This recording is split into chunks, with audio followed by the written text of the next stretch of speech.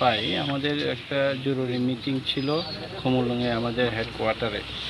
তো আমাদের সব ইএমদের একটা মিটিং ছিল, তখন আমরা খবর পাই, আমার একটা ফোন যুগে খবর আসে যে মঙ্গিয়াকামি ব্লকে আমাদের কর্মীরা একটা ব্লক চেয়ারম্যানের কাছ থেকে একটা স্বাক্ষর গ্রহণের জন্য, যে কোনো একটা কাজে স্বাক্ষর গ্রহণের জন্য যখন যায়, ওখানে অনেক আইপিএফটি এবং বিজেপি কর্মীরা প্রথমেই এখানে 200 থেকে 250 জন এখানে জড়ো ছিল।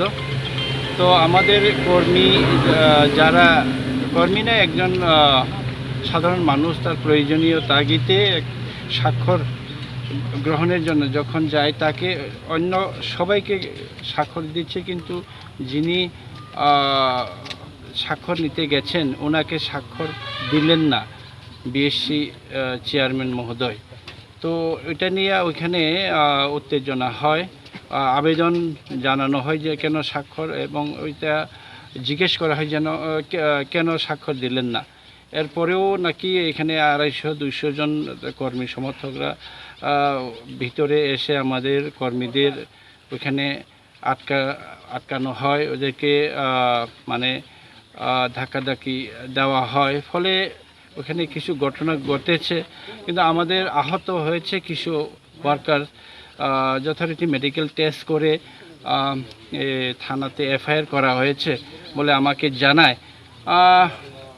তো এইসব ঘটনাগুলা দুঃখজনক, এরকম না হওয়া তাই বাঞ্ছনীয়।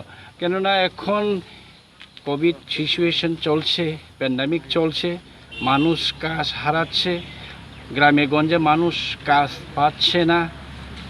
এইসব জায়গাতে ওই দিকে মানুষ এখানকে জমিয়াদের সাধারণ মানুষদের কিভাবে সহযোগিতা করা যায়, আর্থিকভাবে, সরকারিভাবে, বেসরকারিভাবে সবাই একযোগে সহযোগিতা করার দরকার। এইসব জায়গাতে যদি প্রয়োজনীয় তাগিদে যদি কেউ যায়, তো এটাকে পার্টি দেখে বা কালার দেখে এভাবে বারণ করা, তাকে সুবিধা না দেওয়া, এইসবগুলি কনস্পিরেসিগুলো না হলেই ভালো হবে।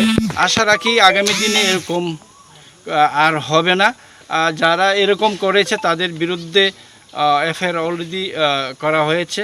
দেখা যাক এখন পুলিশ কি কারবার করে।